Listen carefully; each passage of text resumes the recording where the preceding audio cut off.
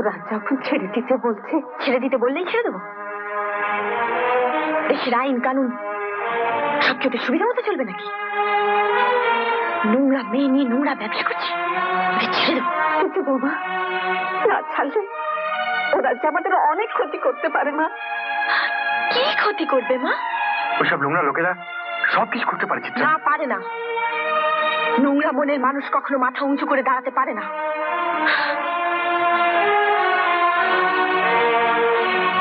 তুই কিন্তু রীতিমতো পুলিশে উঠেছিস। পরিবেশই মানুষকে তৈরি করে। থাক, তোকে আর জ্ঞান দিতে হবে না। বল, চাকরি বাকরির কি ব্যবস্থা হলো? মনে হচ্ছে আবার হবে দারোগাতে। দারুণ সোর্স একটা জায়গায় গেছে। হ্যাঁ, এক মন্ত্রীর মামাতো শালার প্রস্তুতশালী মেসোমশাই। দেখবে দেখবে চাকরির খবরটা পাকা করে যখন রসগোল্লার হাঁড়ি নিয়ে আসবো না। থাক, রসগোল্লা লাগবে না, চাকরিটা পাকা হোক, আমি সবাইকে মিষ্টি খাবো। কি রে, 9টা বেজে গেছে।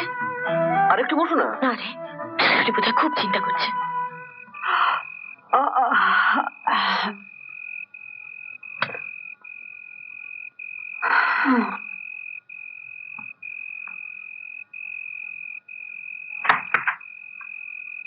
এসেছো?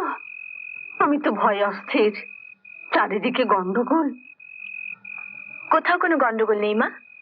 থাক বা না থাক, এত রাত অব্দি ঘরের বউ বাইরে থাকে? বুঝি না বাবু তোমাদের কাজকর্ম।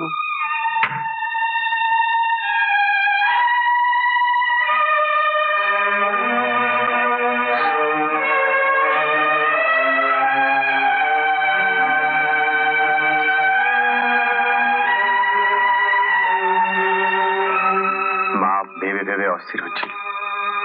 একটু আগে আমার কাছে শিখিলে জানো কি বলছিল? এমন চাকরির দরকার নেই, ওকে কাজ ছাড়িয়ে নিয়ে। তুমি কি বললে? আমি আর কি বলবো, আগেকার দিনে মানুষ তো চিন্তা ভাবনাটাই অন্যরকম। তুমি তো এখনকার মানুষ, তোমার চিন্তা ভাবনা নিশ্চয়ই সেরকম নয়। না, তবুও আমার একটা অসুবিধে হচ্ছে। কি অসুবিধে? আমি আমার সমালোচনাকারিণীকে এবং আমার একমাত্র প্রেরণাকে খুব একটা কাছে পাচ্ছি না।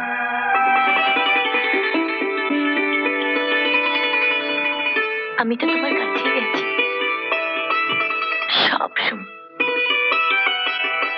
খুব কাছে। আপনার স্ত্রীর জন্য আমি আবার উপকৃত হলাম। কি রকম? আমার এই শয়তান ভাড়াটাকে ওদের জন্য ওঠাতে পারলাম মশাই। ও, যদি অনেক টাকা ঘুষ দিতে হয়েছে।